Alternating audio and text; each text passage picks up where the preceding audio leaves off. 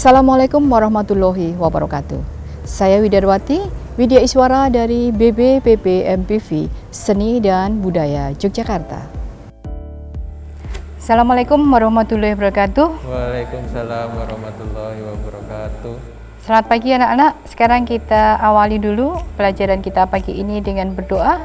Kita berdoa menurut agama kepercayaan kita masing-masing. Kita mulai. Selesai. Terima kasih. Anak-anak, pagi ini kita akan belajar materi membordir. Ini sudah lengkap ya. Ada Novita, Nugroho, Menik, berarti sudah semuanya ada. Sudah tahu apa yang dinamakan dengan bordir atau sulam? Ya Bu, bordir atau sulam adalah hiasan dari benang yang dijahitkan menggunakan mesin pada kain. Bordir atau sulam pengerjaannya ada yang dengan tangan ataupun dengan mesin. Jadi sulam atau bordir itu sebenarnya sama. Jadi seperti yang Nugroho bilang tadi, kalau hiasan dari benang di atas kain, itu yang dulu memang seperti itu, bordir hanya bisa dikerjakan dengan benang dan kain. Tetapi saat ini dengan perkembangan ada pita dan lain-lain. Tapi semuanya juga tetap dikatakan sebagai sulam atau bordir. Ini di sekitar kita sudah ada contoh-contoh karya bordir. Ada yang dengan tangan, ada yang dengan mesin.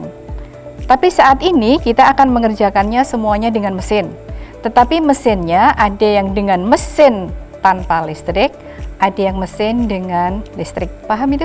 Ya. Tadi sebelum masuk kelas kan sudah melihat-lihat karya-karya dari kakak-kakak kelas kita toh? Ya. Kalau yang ini mesin dengan listrik. Kemudian ada terawangnya dan lainnya. Kalau yang ini, anak-anak bisa lihat, ini dengan mesin kecil.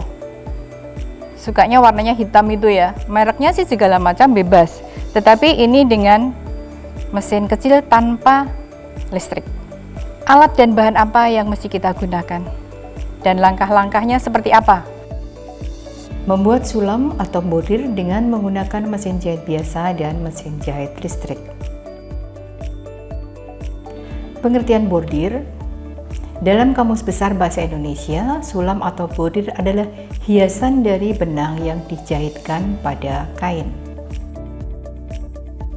Dapat dikerjakan dengan mesin listrik ataupun mesin tanpa menggunakan listrik. Mesin tanpa dengan listrik, kita mainnya pada sepatu. Kemudian di situ ada pengaturan untuk mengatur gigi dari sepatu. Mesin menggunakan listrik. Jenis-jenis bordir, ada bordir sulam datar, yaitu bordiran yang datar atau rata dengan permukaan kain. Bordir terawang atau keranjang, yaitu bordiran yang diberi kombinasi atau variasi lubang-lubang, di mana lubang tersebut berfungsi untuk keindahan karya atau mempertinggi mutu. Ada dua jenis bordir sulam terawang, yaitu terawang lubang dan terawang bidang. Bordir atau sulam timbul yaitu bordiran yang timbul atau muncul di permukaan kain. Macam-macam tusuk, ada tusuk lurus suji cair,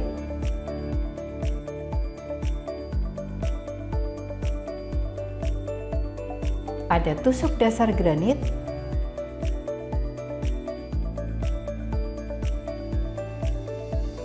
tusuk lompat satu,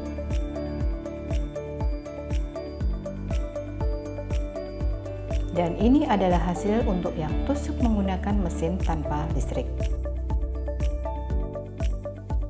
Alat dan bahan untuk membordir: obeng, jarum jahit, gunting, solder, pembidang atau midangan, benang, kain, pola. Baik anak-anak, setelah kita tahu apa pengertian dari bordir, kemudian bahan alat yang dipergunakan dan cara pengoperasiannya, sekarang kita sama-sama praktek. Kita semua sama-sama memakai celemek.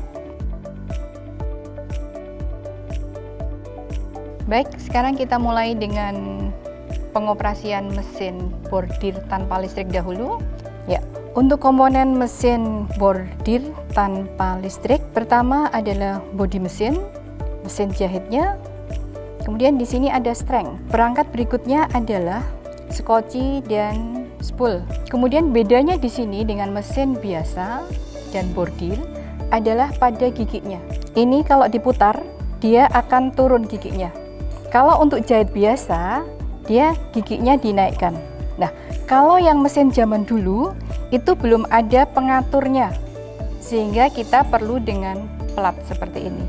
Ini fungsinya jadi untuk menutup gigi mesin. Kalau sudah seperti ini sudah siap, kita mencoba mengoperasikan mesin tanpa benang dulu. Gerakan di sini yang menentukan adalah kaki dan tangan kita. Kita bisa berlatih garis-garis lurus dulu. Kalau sudah, nanti baru ke garis yang kita mulai dengan yang bulatan. Ini ada tingkat kesulitannya juga. Sudah dengan kertas bisa, kemudian kita mencoba untuk yang dengan benang. Adapun alur benangnya, kita pasang dulu skoci dan spoolnya. Setelah benang terpasang, kemudian kita dengan midangan, kita bisa mulai belajar. Anak-anak, tadi sudah kita praktekkan sama-sama untuk yang mesin bordir tanpa listrik. Sekarang kita mencoba untuk yang mesin bordir dengan listrik. Sekarang Mas Nugroho ya yang sudah siap untuk mengoperasikan. Yuk kita coba dulu dengan memperkenalkan komponen-komponen dari mesin bordir dengan listrik. Coba Mas Nugroho. Yang pertama ada meja mesin, yang kedua ada kepala atau bodi mesin. Ini ada tuas untuk menggerakkan jarum jarak jarum. Selanjutnya ada peda. Kita mencoba mengoperasikan mesin tanpa benang dulu. Sekarang kita untuk praktek dengan benang. Pertama kita harus mengetahui dulu alur benang. Masukkan benang pada tempatnya, lalu kaitkan pada atas, masukkan pada lubang pertama, lubang kedua yang atas, dan masukkan benang dari bagian atas ke bawah, lalu ke atas lagi pada lubang yang paling samping. Selanjutnya masuk di kumparan, lalu ke bawah, masuk ke bagian yang nanti untuk menarik benang yang jalannya naik turun, lalu ke selanjutnya, dan terakhir ke bagian jarum. Sebelum kita memasukkan benang sesuai dengan alurnya, kita spool dulu benang untuk di skocinya. Kita mulai setelah benang terpasang, kita akan mulai membordir. Yang pertama adalah kita siapkan dulu midangan. Kita pasang dengan kain yang sudah kita berikan motif, kemudian kita kuatkan. Untuk midangan ini harus betul-betul kuat atau kenceng ya. Pertama kita akan membuat tusuk suji cair. Itu langkah yang paling awal untuk belajar membordir.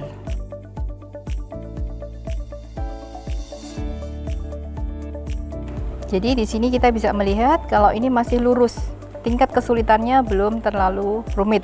Kemudian meningkat lagi dengan lengkungan. Kemudian kita akan mencoba untuk yang dengan lingkaran. Coba Mas Nugroho, karena ini sudah di luar dari midangan, berarti midangan harus kita geser lagi.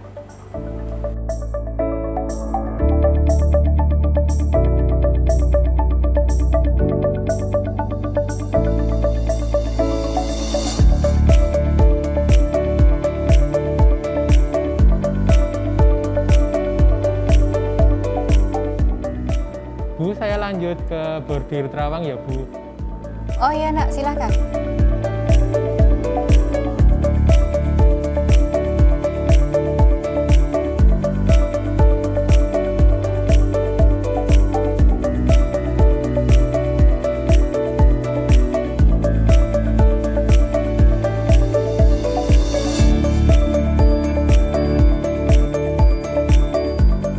Anak-anak, tadi kita sudah belajar membuat macam-macam tusuk dan sekarang kita mulai dengan membuat karya.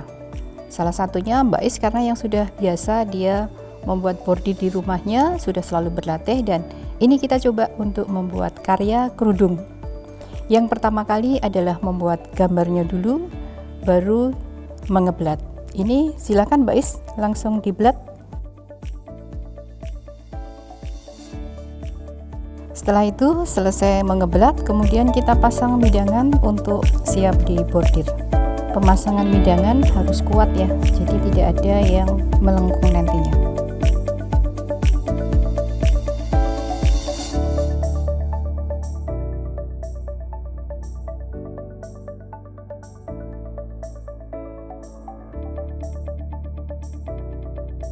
Setelah bordiran selesai, kita akan memberikan pinggiran, tetapi karena tidak bisa dengan midangan sehingga perlu bantuan tambahan kain.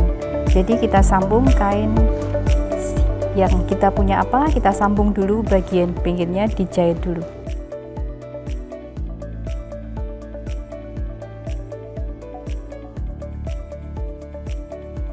Setelah selesai pinggirannya dibordir, kemudian kain bantunya tadi kita lepas. Baru setelah itu kita memotongnya dengan solder, pinggiran kainnya itu. Dengan memakai solder itu dia sekaligus untuk mematikan karena dia panas. Jadi sekaligus mengunci untuk pinggiran dari kain jadi satu dengan benang.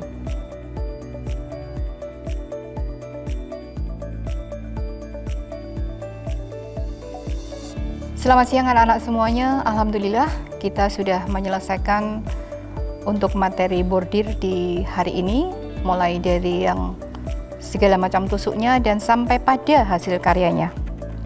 Saya kira hasil karya anak-anak sudah sangat bagus dan tinggal cukup keseriusan berikutnya. Untuk anak-anak nanti kalau dilihat dari kompetensi anak-anak yang sudah sangat bagus, tinggal berlatih terus. Nanti bisa untuk praktek industrinya, anak-anak bisa mengambil mungkin di industri kolaborasi dengan tata busana. Kita akhiri dengan membaca hamdalah bersama. Alhamdulillahirabbil alamin. Wassalamualaikum warahmatullahi wabarakatuh.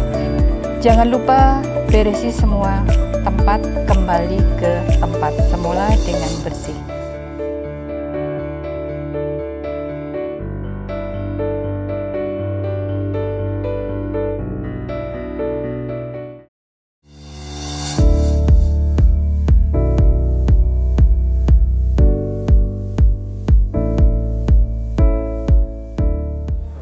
Waalaikumsalam, silahkan duduk Mas Nugroho ya.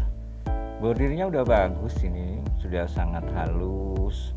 Hanya mungkin di dalam kreasi kita lebih bisa bereksplorasi lebih banyak sesuai desain dan kekinian. Kalau gini kan bentuknya basic, tapi di dalam pengerjaannya sudah sangat halus ya. Ini juga begini, walaupun ini cuma tempelan aplikasi, menurut saya sudah bagus. Oke, coba saya lihat desainnya sebentar. Ada pensil, ya misalnya gini-gini lah, pengembangannya itu lebih bisa dimaksimalkan, lebih up to date ya, sesuai dengan tren. Ya, paham ya? Assalamualaikum. Waalaikumsalam, monggo Bibit silahkan. Pak Dindi, mau nengok Ya, anak saya Pak? monggo. Nah ini mereka sudah melakukan tugas-tugasnya. Oh, iya.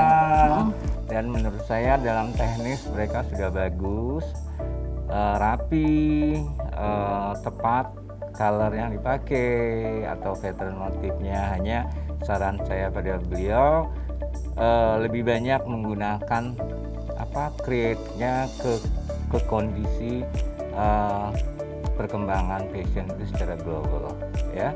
Jadi lebih kekinian, lebih modern, sesuai acuan tren yang terjadi. Jadi kan harus mengikuti terus ya, Iya, dunia luar karena itu seperti menurut apa saya, gitu. Proses pembelajaran itu mutlak pada setiap bidang dan setiap orang. Kalau nggak ada keinginan belajar, kita akan Belajar dan belajar, berlatih terus sambil melihat dunia luar ya. Sekarang yang baru tren apa, kita harus sekedar mengejar itu. Jadi kita bisa menginspirasi semua perkembangan secara global, tapi pada hakikatnya kreasi kita ada di pemikiran kita sendiri kan, sehingga menimbulkan suatu hal yang unik sesuai dengan DNA istilahnya, ciri khas kita. Itu yang harus dipegang dan harus dimiliki oleh pelaku industri, ya. Terima kasih banyak Pak Dendi atas bimbingannya. Ya, sampai jumpa di Ya. program-program Ya, lain. besok kembali ke sekolah. Oke, matur Terima nuwun. kasih, matur nuwun ya. Selalu ikuti perkembangan teknologi untuk menghasilkan karya-karya yang hebat. SMK bisa, SMK hebat.